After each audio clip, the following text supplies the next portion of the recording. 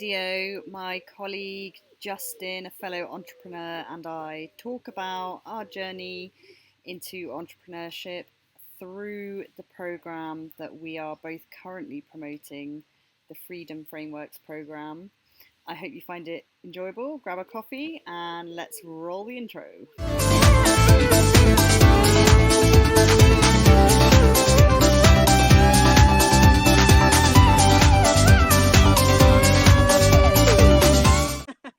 Yeah. Anyway, so what are you working on today in regards to your business or your businesses?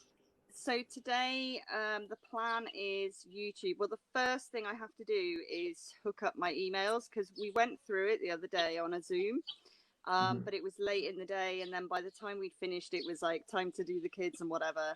And then yesterday ended up being a mental day with my other business. So I got like zero done apart from the mastermind call. So Mhm. literally the first thing I'm doing is that this morning, but I'm going to record it because Ben isn't too sure on what to do with that either. So Mhm. whilst I do it, I'm just going to record it on Loom so I can send it through to him. Yeah. And then, yeah, I'm going to hit YouTube. I need to sit and figure out like some content ideas for Facebook and Yeah. just thrash out some Yeah. YouTube videos. Sure. Yeah. We can talk about that a little bit later. Do you have any people watching on your end? Nope, which is a bit Okay. annoying because I had like 4 people before. Yeah. Well, I have some people, so let us introduce ourselves and we'll get going. I have a comment here from Mandy saying that it will be 42 degrees in Thailand soon. Yeah, that's one thing about Thailand. The Thais have this little joke, and I'll just translate it because you probably don't understand Thai. The weather in Thailand is two kinds of weather. It's either hot or ridiculously hot. So it's just hot or really hot. That's all it is. Anyway, so yeah, we got to meet up though. We got to meet up eventually. When our businesses are scaling and we've helped enough other entrepreneurs have successful businesses, then our businesses will also be successful because that's what it's all about, right? We don't win alone. Our success is based on helping other individuals succeed by building their own businesses. So, what made you decide to start something different than your cleaning business? What made you make that jump or that transition to think that I want to do something else. I want to try something a little bit different. Do you know what? I think my catalyst was probably the same as it's been for thousands, if not millions of people. It was COVID, I think, because Mm. we were at home. It was stop, start with the business, like multiple lockdowns, didn't know whether I was coming or going. Also, that same year, my husband had had a really bad accident and he was in hospital for a long time. So I was juggling everything on my own, and the hospital was like 50 miles away, and so it was kind of stressful, and like I didn't know from one month to the next whether I was going to be able to meet my mortgage that month. So yeah, it was kind of crap. And also, Mhm. like, we were really lucky with the weather last year in this country. Like, we were all stuck at home, we weren't able to go anywhere, but the weather was, we were blessed. It was lovely and sunny. We were all spending all the time in our gardens, and I was like, I don't know actually that I want to go back to what I was doing. It Right. was never a passion. I fell into it completely by accident. I tried to go in a different direction when I started the business, and I just found that the demand was for cleaning and cleaning only. So that's the way I had to propel the business. But I mean, I hate cleaning, to be honest. And, I find the whole business a chore, literally, haha. Yeah. And so, yeah, I mean, I wasn't really actively looking for anything, but I saw a post. I think it was probably in that side hustle group, Mm. because I always read those posts. What's Yeah. everyone doing for their side hustle? I just read them out of curiosity, and somebody said something that just pushed all the right buttons for me. And that's how I came into the business. I'd never heard of affiliate marketing. In fact, I Mhm. instantly thought it was network marketing, which I can't Right. stand. Yeah. Um, but yeah, that was last November, and I mean, I can't really believe how far I've come, and I get really excited by how we can weave affiliate marketing into the businesses we've got. And like, I feel like everyone needs to know this. Everyone needs to know this. Right. Like, they could be bringing in so much more money if they understood this. Definitely, definitely. And that's one reason why I love the framework that we're offering, that we're promoting, because it is adaptable to any business that has an online presence.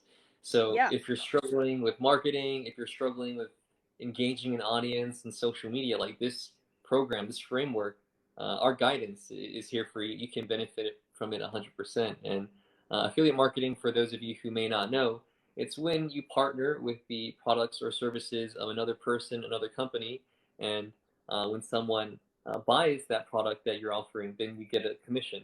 And if you already have engagement, a following, it's an easy way to make additional money because you just offer an affiliate product that aligns with your target market.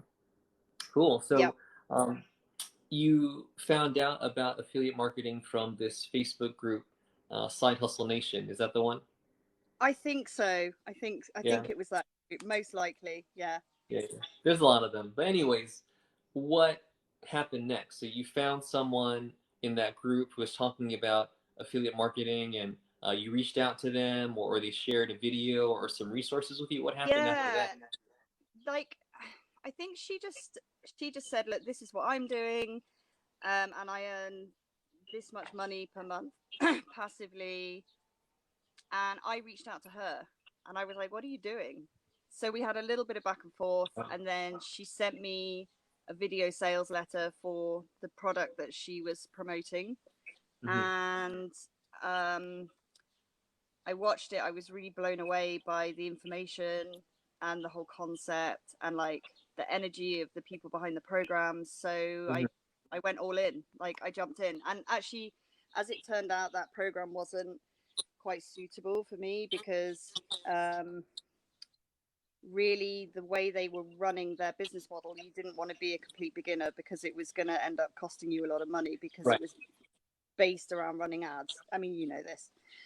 So that's the um community we met in, right? That's what I that is thought. the I wasn't community we met. 100% sure, but right. So that's where we met. For those of you tuning in, let me reset the room a little bit. So we're just two entrepreneurs talking about how we've struggled to make money online, and how we can help you make money because we know what a struggle it is. And we also don't stick to the idea that we're helping people make money online. We would like to help you build a sustainable business so that you can make money online in a consistent and scalable way.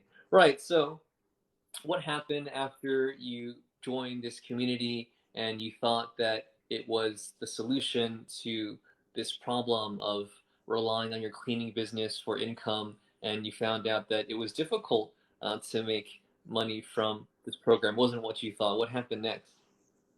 So what happened next was, thankfully I didn't put my hand in my pocket and lose any money on ads. Like, I twigged quite quickly that, hang on, you're going to need a bunch of money to invest.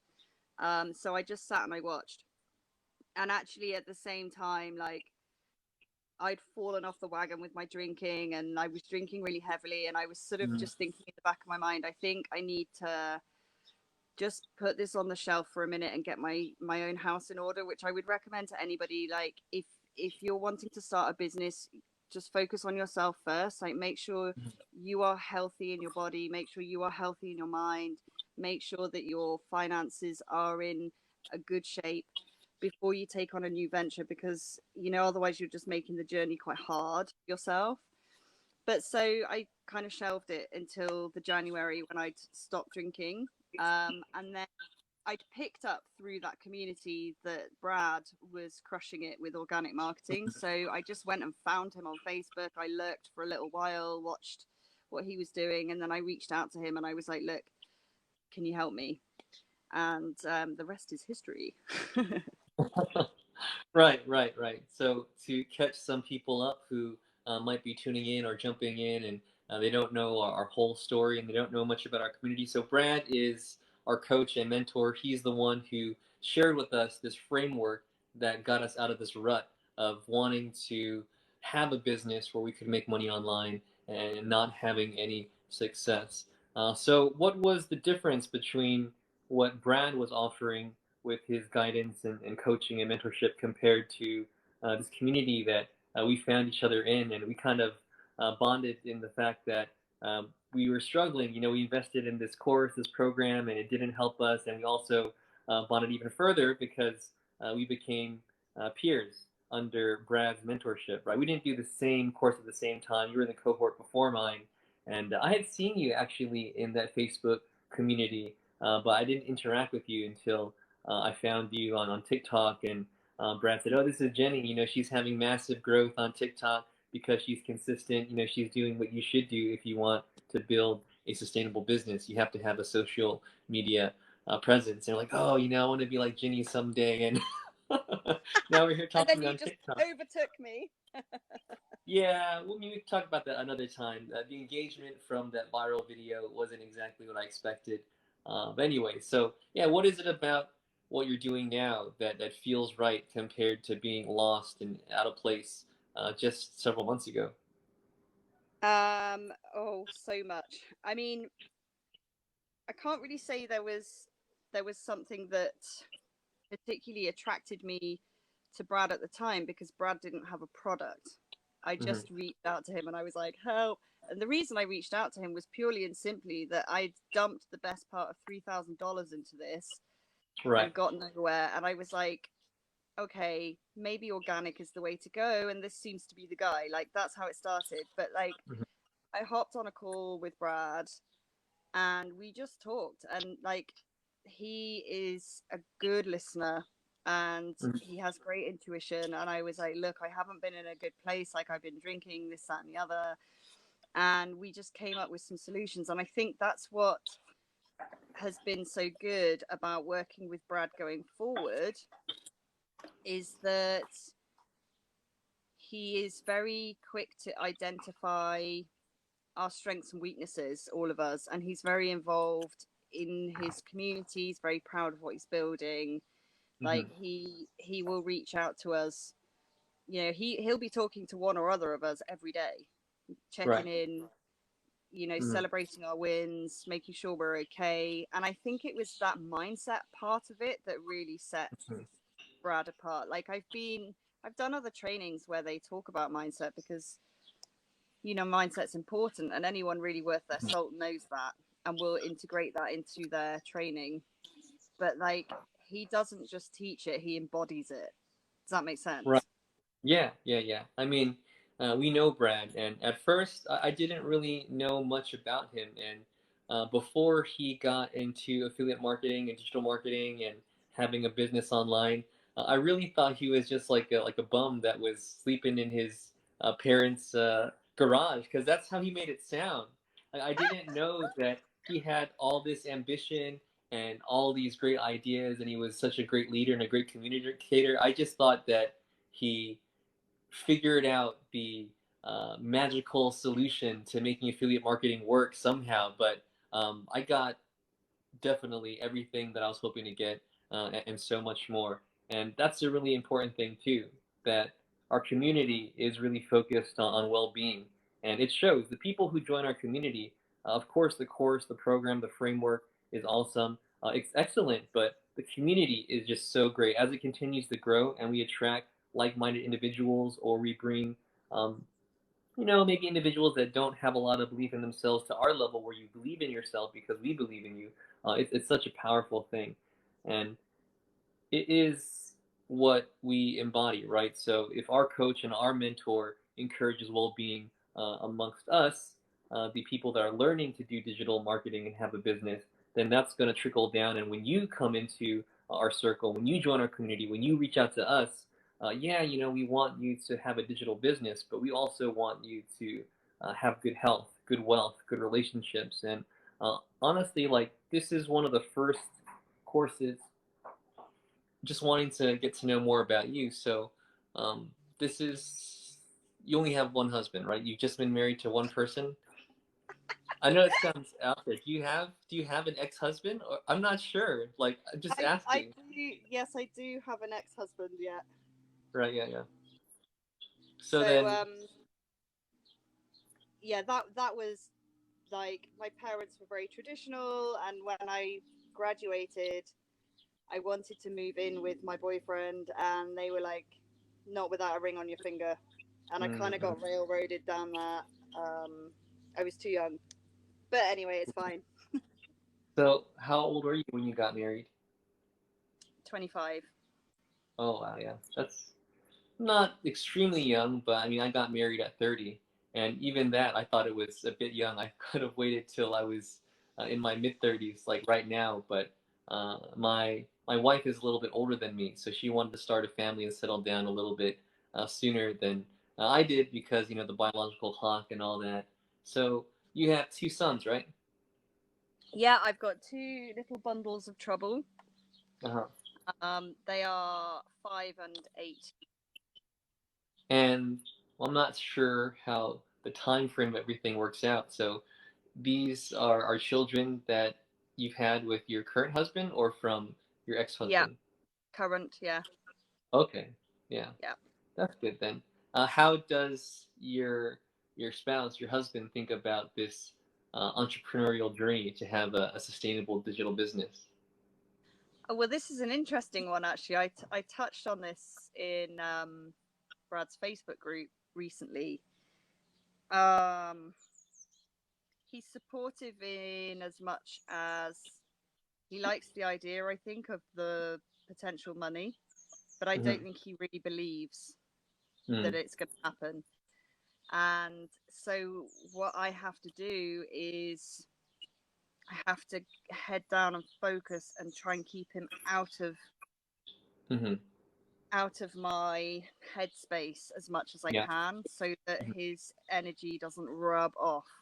Yeah. And like he doesn't, I don't think he even realizes he's doing it, but like just the language he uses, like, well, if you make it, well, I mean, I hope you make it, but Mhm. like he speaks like that about it. Yeah. So I have to just, like, I try not to talk to him about it. I don't want to get into the conversations and let like his vocabulary Yeah. permeate into my thinking. Um, and other than that, like, he finds it a bit difficult to handle because I'm invariably working like hard from the late afternoon and into the evening because of time zone Mhm. differences. So like Oh, when right. he's wanting to kick back and relax, I'm like glued to my phone or my computer because half of the people that I'm corresponding with have just got up. Yeah. Yeah. I can relate to that 100%. And I would say to all the single people out there who think you might want to be entrepreneurs, do it while you're still single.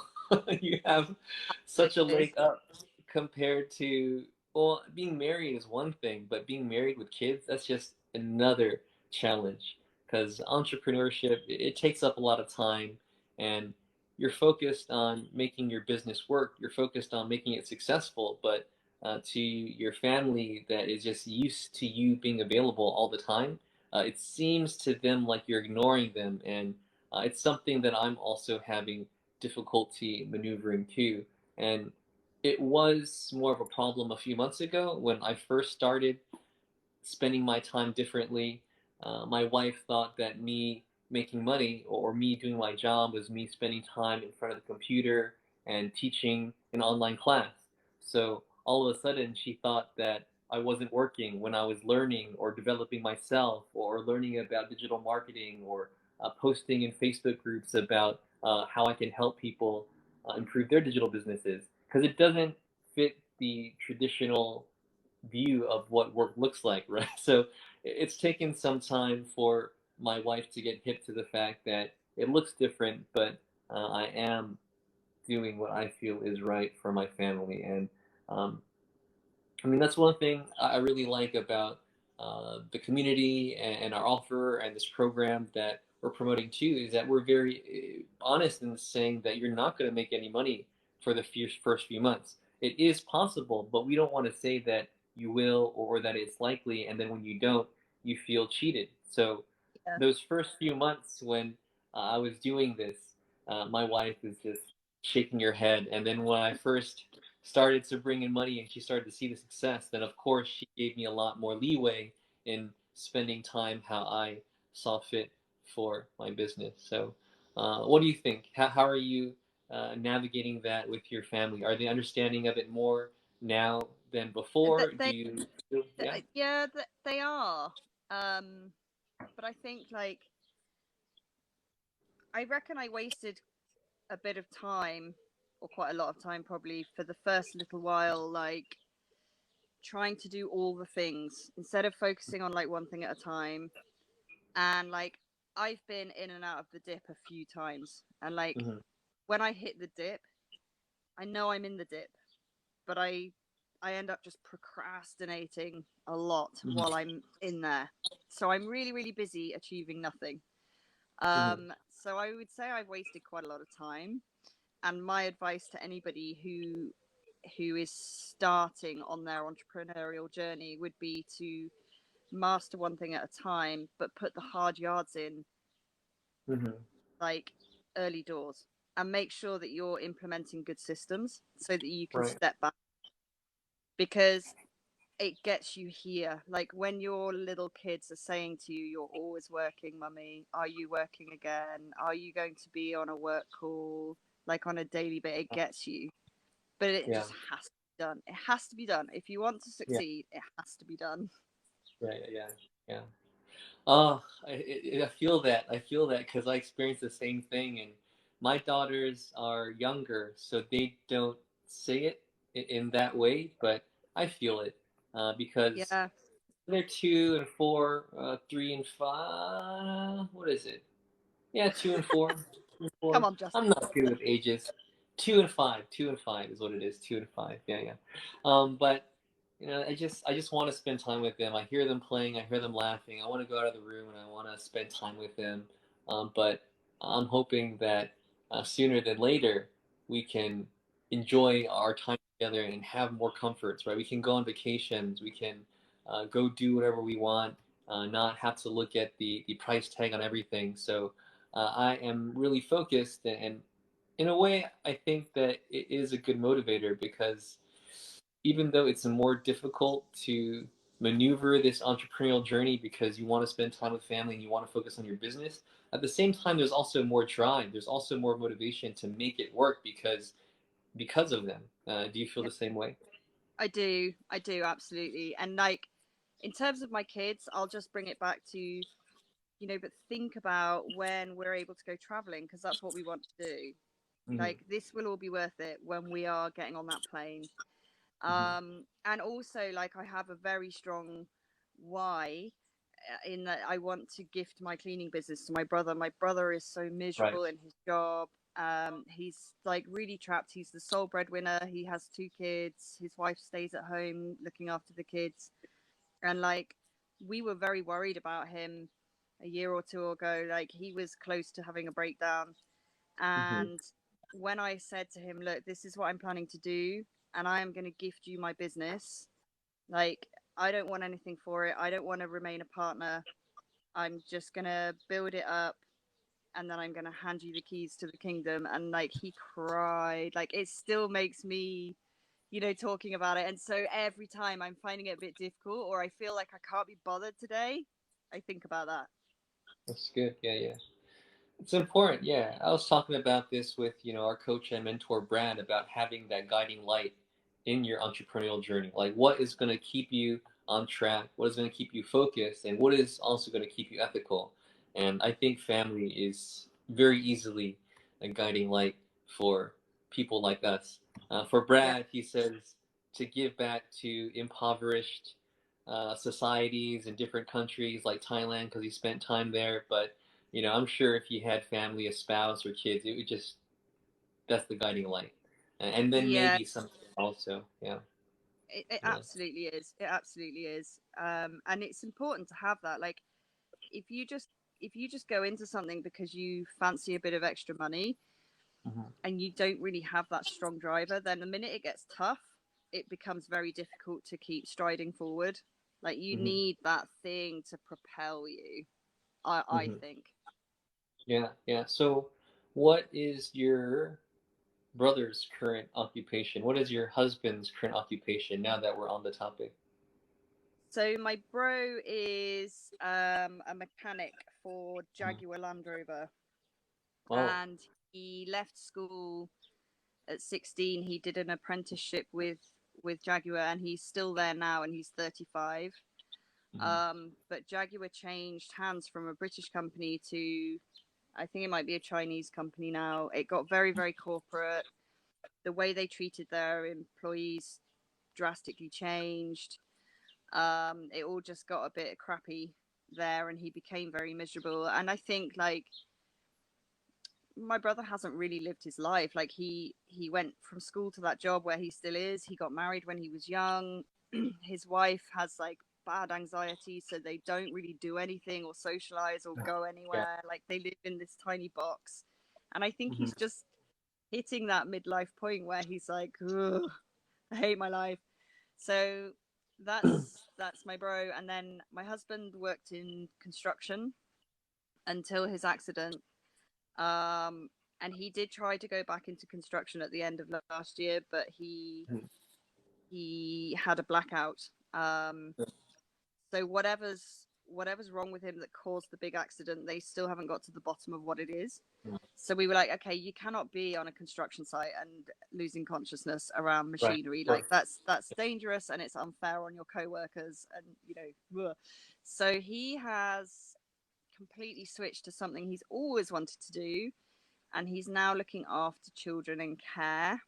So children who've come from really terrible backgrounds, neglected, abused, that kind of stuff.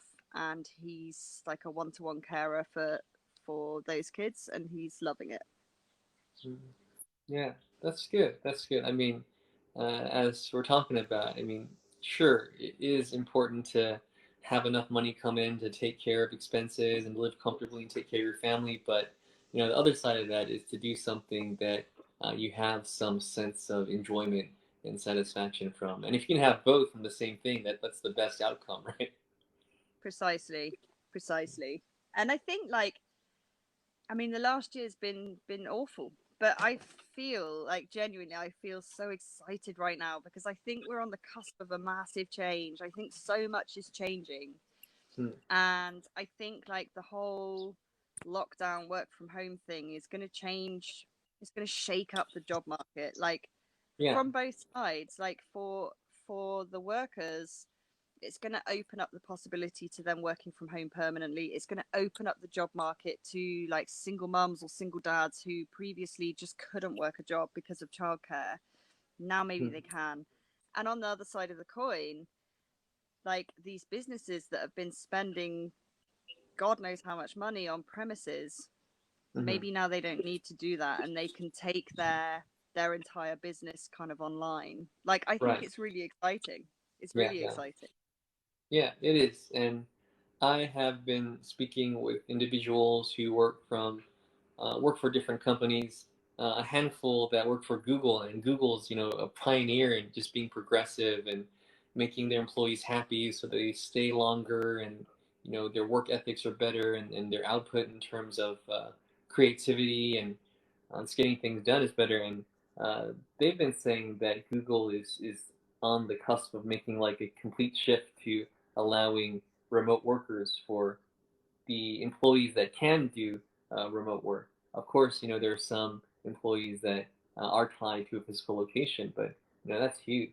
And I totally agree. I think there is a big change. I mean, we've seen it also, right? You said that your finances were affected because of COVID, and you decided to look into other things that are more sustainable, things that are COVID-proof, things that are recession-proof. And I think moving forward, there are going to be more entrepreneurs, because that is one of the only ways where you have definite control over your business, right? You're not going to be as affected by these things. And I think even entrepreneurs that have been affected by COVID, they know to tweak their business model so that moving forward, if there is another pandemic, then they won't be heavily impacted. And I mean, it's reality, like, people are talking about it, like, it might happen again. I mean, this one's not even over, but another one might happen again in the future. And it's like, I just feel like these are skills that everybody should be learning, because actually that whole time when I was lying awake at night, wasn't sure what to tell my kids, because I didn't actually know if my husband was going to pull through. and I knew I Right. had to do the school run. I had to do this like 100-mile round trip to the hospital. I had to get back for the school run, and I had to keep trying to keep my business afloat, look after my staff. Like I could have laid them all off and done what work was remaining myself and made sure that I was looked after, but I'm not that kind of person. So I Right. let Yeah. them keep the work. Um, it was a massive amount of worry, and the whole time I was sitting on knowledge that I could sell digitally. Yeah. Like, Yeah. and I just didn't realize it. Yeah. Like that thing you tagged me in the other day where I helped that lady who wanted to set up a Right. cleaning business, and then I had Yeah. all these other people who wanted to help. And like when I sat and thought about it for like an hour, I was like, okay, I can give them this help and I can Hmm. sell them the documents Hmm. that I gave this other lady for free, because I know that Hmm. they're worth a fortune. Commercial contracts, residential Hmm. contracts, cleaning checklists, COVID protocol. This Hmm. stuff is worth a lot of Wow. money, and Yeah. it would take a lot of time for somebody to sit down and write that stuff, and most likely a beginner would not be able to do it. Right. Yeah. Yeah. So I was like, well, I can still deliver the value. I can give them a long Zoom call and an open Q&A for free, and then just offer, like, if you want this stuff, you can have it, like, for a low price, and then it makes it kind of worth me giving up all that time. And I could have Right. been doing that, like, I could have been doing that last March, like, right through, if I'd have understood these high income skills that we're learning. Hmm. Yeah, that's definitely true. And in regards to the high income skills you're talking about, I believe it's the knowledge and the ability and the know-how, and also just the motivation to put your skills and your knowledge and your experience in a digital product that people can access. And of course, you can guide them through it if they have questions. You can message them back and forth. You can talk to them in chats. You can jump on a live call. You can do a coaching call. But the main thing is just having some sort of product that you don't have to be behind to monetize it. And that's something that I think a lot of people don't think of, because it is more of a progressive way of making money. I mean, sure, there's lots of people on YouTube. Like, we all consume the content, right? We all watch TV, we all watch documentaries, and I think most people think that it's not in them to put out content that people would actually pay for. But I think oftentimes people sell themselves short. What they're experts at, they don't really see that as something that other people would pay money for. And maybe a little bit different for me, because being a teacher for so many years, I've always thought about having a digital product, especially when it comes to teaching English as a foreign language. But I just never really felt passionate enough about English to make content for it that people would pay for. But I feel different about that now with digital marketing, because marketing is something that affects everyone. Learning English is something that affects just some people. And even though I would help people improve their English, one reason why I also decided to make a change between teaching English as a foreign language to what I'm doing now is, um, for several years, I was always holding back the way I was expressing myself and speaking to learners, children, adults, and even at home, right? Like, my children are 2 and 5, and I don't speak to them openly and as expressively as I would adults, because their language capability is not there yet. I hope Yeah. it will be there sooner than later. And also, my wife, right? Her second language is English. Her first language is Thai. So it's like my whole life, for the last several years, I'm, for the most part, not expressing myself to the way that I would like. I'm always holding back. I'm always scaffolding my language. So when I was looking for different things to do, I was like, okay, I do not want to make teaching English as a foreign language to a business, because it's just going to be more of the same. And one great thing about finances is that I'm talking with American citizens about how I can help them improve their finances. And now with digital marketing, I'm talking with people openly and very expressively about how I can help their businesses when their marketing just isn't on point. So yeah, yeah, it was time for a change for me too. Yeah, yeah, it's so cool. I mean, it just opens up a huge amount of possibility. And like, I think one of the things that people really struggle with when they start affiliate marketing in particular is like, what the hell should I promote? And people overthink it like massively. So just promote stuff that you use and you feel passionate about. And like, if that thing doesn't have an affiliate program, just go approach them. Like, the software that I use for my cleaning company is incredible value, and it has amazing functionality, and it's like less than half the price of its competitors, and it does competitors, and it does twice as much, right? And I've mentioned to the guy that owns the company a few times, like, make me a partner, I will go refer this software because it's great and I really stand behind it. And like, I just emailed him yesterday and I was like, I'm going to be doing this Zoom and I'm going to be walking people through this software because it is the software I think everybody should be using. Like, have you sorted out an affiliate program yet? And he was like, I'm on it, because he can see the value in having me do that presentation. So that's like a win-win. Like, you know, he's probably going to get some sign-ups from that. And if I can make a small commission on each of those, like, it's a total win-win. So sometimes you just have to reach out and ask people, and sometimes it won't be like a formal affiliate program. It can be more like an influence sort of setup. Like, you just have to ask, don't you? Yeah, I think there is a lot of power in affiliate marketing. What are your views on that? You're touching on it now in describing just this one scenario, but do you feel that affiliate marketing is here to stay? Do you feel it's just a trend? Why is it so effective? Why do companies and businesses make affiliate programs? Why do you think that is? Oh my God, I could say so much on this subject. I think we're going to get bigger. And I tell you why. Because of the way society is going with social media, with influencers, and it is so much more cost effective for a company to pay an affiliate than it is to blast ads, which are getting increasingly expensive to anyone. And okay, you can run like retargeting ads, and the internet's clever, isn't it? Like, you know, 1 minute you can be on a website browsing for shoes, and the next second you're on Facebook and you're seeing those same shoes in an ad. Like, the internet's clever, but people connect with people. Like, so if you've got somebody who's got followers, and you know, they're connecting with their followers and they're talking about your product and they're passionate about your product, of course that is going to convert better than a faceless ad. So yeah, it's going to get bigger. Cool. I have a I have a friend tuning in, and he's not asking questions. So I messaged him on Facebook asking if he's really there or if he's just AFK, which is away from keyboard. But he said he's just tuning in and listening in. And I think that's one cool thing about going live on any social media platform too, that people can just tune in and listen to you as if they're listening to radio. I mean, it's not as demanding as watching something. I mean, cool. People could tune in and watch us too, but I mean, if they don't have the video, it's not like they're missing out on anything. Yeah, exactly. So, how do you feel about going live on TikTok?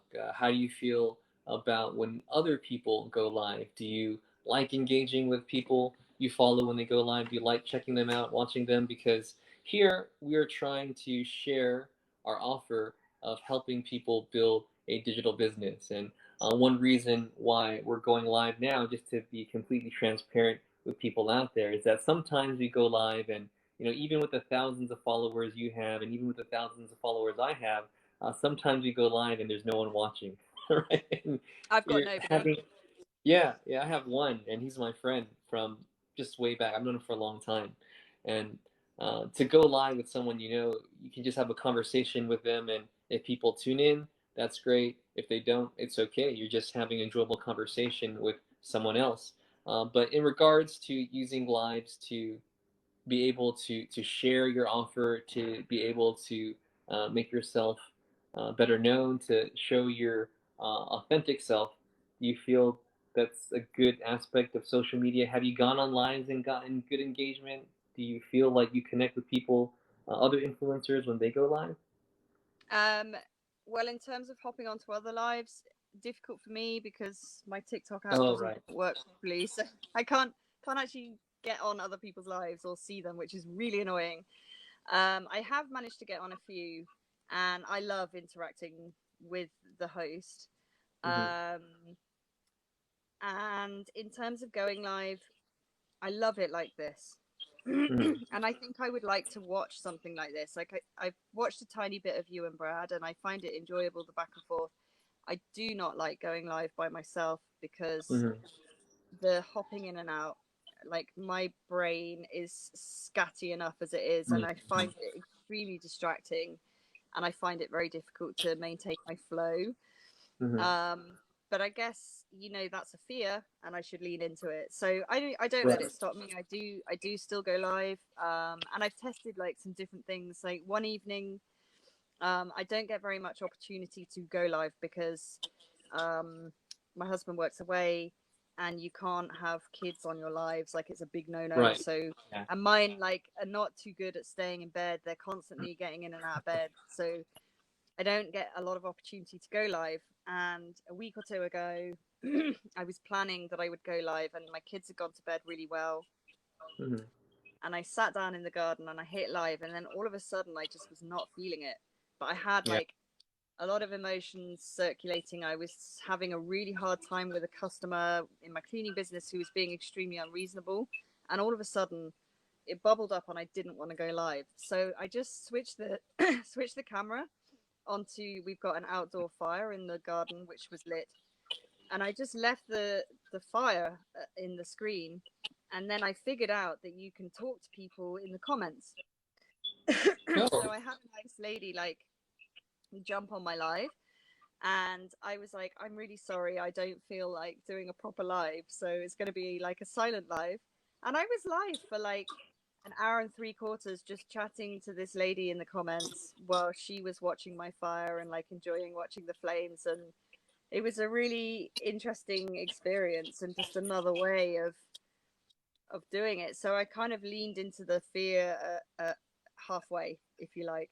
I did go Yeah. live, and I'm not afraid of showing my face or anything like that. I don't have an Mhm. issue getting on camera. Like you've seen enough daft photos and videos of me in our WhatsApp Right. WhatsApp group. I don't have an issue with that. It's literally just people come in and you start talking, and then they go, Mhm. and then somebody comes in and you're halfway through and you think, well, I need to just bring them up to speed with where I am, and then they go, and like I find it very difficult. Yeah. I mean, that's one thing I've learned from being on Clubhouse for. I was addicted to Clubhouse for about 2 months, where I was just on it every day for just so many hours a day. And one thing they often do in Clubhouse rooms is they reset the room, especially because it's only audio. And by resetting the room, you kind of just, every 5 minutes, every several minutes, whenever it feels right, you just kind of say what you've been talking about, what you are talking about, and what you're going to be talking about next. And for me, if I were to do it right now, it's like, oh, let me reset the room. For those of you who are just tuning in, I am speaking with Jenny from the UK. I'm here in Thailand, and we're just two entrepreneurs that struggled a lot with starting a digital business. And we're here to help you if you're interested in doing that too. If you're interested, reach out to Jenny, reach out to me.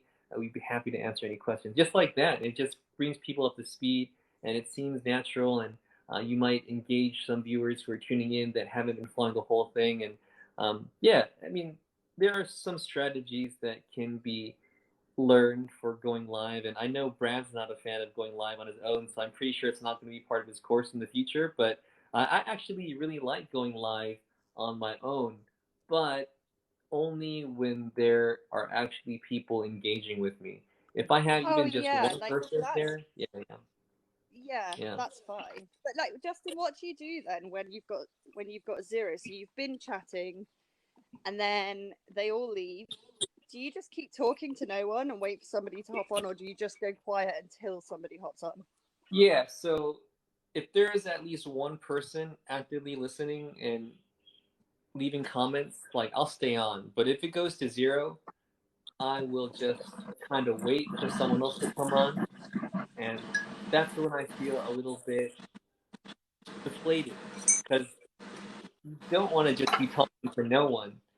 I mean, it might be Yeah, different if we have the purpose of uh, going live on TikTok and then we plan to download it and upload it to YouTube, because then it's like it doesn't matter if anyone's there or not. We're talking to people that might watch some of what we're talking about on YouTube, but still, it just doesn't feel natural to be talking to an empty room on a live. So hopefully, hopefully we'll get more followers in the future. But it's just a really strange thing that even influencers that have 200, 300,000 followers, when they go live, sometimes they're in a room and it's like 20 people only, right? And Yeah. uh, even with Brad, I think he has like what, 50,000 about, and when he goes live, our coach and mentor, when he goes live, there's only about 10 people in it, sometimes less, Yeah. sometimes none.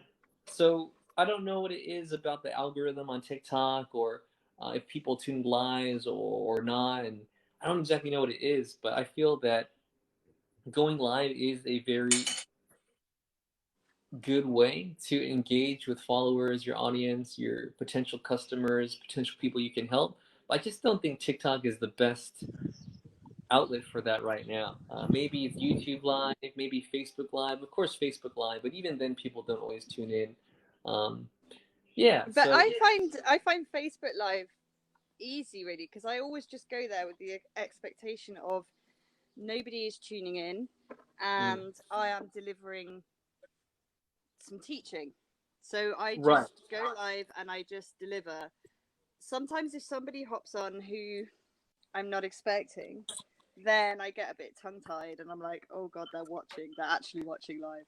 Mm-hmm. Um, but yeah, that doesn't worry me too much. I haven't Right. ever got to a situation with a Facebook Live where I'm interacting with people, because I haven't done that many of them. And, Mm-hmm. I normally only have like one or two people who are just watching and not really saying anything. Mm-hmm. But Facebook Lives are really powerful, in my opinion. Like, Yeah. the membership I'm in for branding, the lady Mm-hmm. that runs that, I don't know if she's 6-figure business or 7-figure business, whatever she is, but she runs the whole thing. From her entire business is run around her Facebook personal profile, and Mm-hmm. and she Yeah. just goes live like all the time. Mm-hmm. Yeah. Always live. And like, there's pros and cons to that, right? Like, because Sure. obviously if Facebook was to disappear from underneath Mm-hmm. her, um she'd have to start again somewhere else. I mean, she'll have her Right. email list and what have you, but it's really interesting. I'm going off on a bit of a tangent, but it's interesting Okay. looking at all the different strategies. Like, there's a bunch of people on Facebook that I follow, and I'm kind of interested in the way they've been taught, because they've been Mm-hmm. taught extremely effective marketing strategies and they're very strong on the sales side. Mm-hmm. But again, that entire program is based around Facebook organic, and Right. like, their marketing sort of revolves around, you don't need a funnel, you only need Messenger. Well, all right, well, if Facebook closes tomorrow, if Yeah. you get banned, then what? You better hope you've built that list. Right, right. Yeah. I mean, I agree with you there. And that's one reason why I think our framework is offering something that not a lot of courses are talking about. I don't know if any of them offer it. I mean, as far as I've seen, they don't talk about it. And even people that don't have successful business, I mean, even people that do have successful businesses, I don't think their businesses are as sustainable as they think, because they're relying heavily on certain platforms. And also, what we're trying to do here is to help people have a business model that is scalable. And part of that is having something like a digital sales funnel where you don't have to constantly bring people into it. Sure, if you run your business out of Facebook, the engagement might be stronger and better, and you might have higher sales conversions, but you're always going to have to bring people through that sales funnel. You're always going to have to be part of that process. So with our framework, you have everything, right? You have the systems in place. And if you want to do the legwork and you want to connect with people organically on social media, you want to chat with them, you want to jump on Zoom calls with them, for sure, you can do it that way and bring them to your offer. But if you want to be a little bit more hands off, if you want to do paid ads, if you want to just share your link to your sales funnel with people and hope people go through it that way. And if they have questions as they're going through the funnel, they can reach out to you. You can do it that way too. And that's one thing that is so important. If you're out there and you think about being an entrepreneur, don't rely on one social media platform. Start with one, and once you have enough growth on that, once you feel like it's sustainable and you don't have to focus as much time on it, then go to the next one. And right now, Jenny and I are on TikTok because it is the best place to grow a following, to engage with potential clients and customers. And I mean, we can attest to that. I mean, I started out with zero. In a few months, I had several thousand. And you, what are you at now? 6,000, I think. Mm-hmm. 6,000, Yeah, I think. yeah, But I think with TikTok, it's quite important. I'm sort of torn with TikTok because part of me feels like you need to just take action and you need to just jump in with both feet and go for it. But yeah, equally, TikTok obviously has its algorithm. The only thing really that matters on TikTok is watch time. And like my first probably 6 weeks of TikTok videos, I mean, I took action. I took mm-hmm. action. I was putting out probably 5 or 6 TikToks a Wow, yeah, day. I was working hard, but they were shit. Like they mm-hmm. were just bad. And, they weren't getting watched. And I think it kind of teaches or tells the algorithm that your stuff is not keeping people on the platform, so it doesn't get Right, pushed, and that's quite hard to come back from. You can come back from it, yeah, but yeah, it takes a while. So I didn't see that like explosive growth that you can get. But I yeah, yeah, really want to touch on something you mentioned a second ago, about building a long-term sustainable business. Somebody made a sure. comment on one of Brad's videos, our coach Brad, about what the hell are you even talking about? Like, who would set out to build a short-term business? And like, there is so much I can say about this. And Yeah, I pressed on the comment to see if I could do a video reply, but I couldn't. mm-hmm. But the point is, nobody, of course, sets out Yeah, yeah, to build a short-term business, they don't. Yeah, but you end up with one through short-term thinking. So like, if you yeah, haven't got omnipresence, if you yeah, aren't doing all these things, you end up with a business that flops after a yeah, certain amount of time, which is kind of coming back to what we were talking about making sure that you're building that list and that you're on plenty of platforms, mm-hmm. because TikTok could disappear tomorrow. Like it got Yeah, banned in some countries, didn't it? Like, boom, yeah. gone. Or So you need even to someone be, gets banned, right? I mean, with their algorithm, TikTok thinks you're running around naked, even though you have all your clothes on, and your account gets banned, and you can't protest it, you can't appeal, and next thing you know, that following you're monetizing is just gone, and you have to start from zero. And yeah, what's one thing we often say in finance too, and I think it applies here also, is that people don't plan to fail; they fail to plan. And yeah, it's the same thing, right? No one thinks that, oh, my business is not sustainable, but that's also why we have that discussion with people if it comes up that, oh, are you sure your business is as sustainable as you think it is? Like, what if this happens? What if that happens? What if you don't have an email list and all the social media platforms you're on just go under? And then they begin to think about it. But you're right, it's not something people think about unless they've had that problem or unless someone opens their eyes to the fact that sustainability is really important. it is. And I've seen a video stitched a few times of a girl like ranting about people selling programs on TikTok, and she has 2 6-figure businesses and she's never invested a dime in paid Mm-hmm. courses. And this is also really short-term thinking, because you can start a business and only be one step ahead of the people you're selling to, but at some point they're going to catch up to you. So Yeah, what that means is if you're not growing yourself, then yeah. all those people are going to move on to the next person, and you have to start again attracting Mm-hmm. a new crowd. So that's like Right, hustle culture. That's like exactly what we're trying to move away from, that hustle right. Yeah, yeah, and yeah, grind yeah, yeah. all the Yeah. time. um that's what we mean by short-term thinking, Mm-hmm. that kind of stuff. Yeah. One thing I've heard recently too that I really like is that your business should never catch up to your vision of your Yeah, business, which is what we're talking about. If you really believe in growing your business, then you're always learning, you're always implementing, you're always reinvesting, and the number one way to reinvest is to invest in yourself, to learn more things, to have more mentorship, to connect with more successful businesses that are scaling in ways that you haven't considered yet, and to gain access to these very successful people you need to pay because their time is valuable. They're not going to give away information for free, their time for free, because their success is something they invested in, and they're not about to share that because they feel good about giving back to other struggling entrepreneurs. I mean, of course they're willing to help, but their time and their knowledge and that condensed experience is what is so valuable. Yeah. Anyways, how much time you got left? You gonna stay on? You gonna hop Um, off? I think I'm probably going to hop off in a minute, Yeah, Justin, because yeah, that's I fine. don't have, Yeah, yeah, don't have ages. But it's been really good to chat. I'm so glad that we finally managed to do this because we've been talking yeah, about it yeah, forever.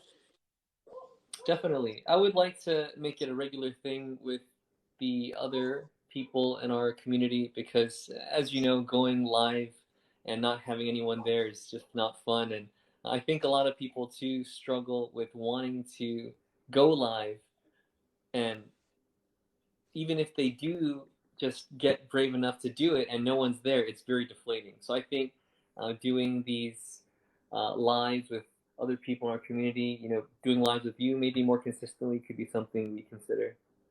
Yeah, 100%. 100%. Like I Hmm. say, this sort of time of day works fine for me when the kids are at school. So yeah, I better go and fix up my emails, Yeah, and sounds good. I will no doubt catch you on the WhatsApp later. For sure. So one last thing, did you say 100% before you met Brad? Because I never did. Um, I don't know. I don't know. Maybe. I never said let's go. Oh yeah, yeah, yeah. Let's go. 100%. Yeah, yeah, yeah. All right, I'll catch you later, Jenny. It's been a pleasure. Talk Yeah, soon. lovely to talk to you, Justin. All right, Bye. bye bye.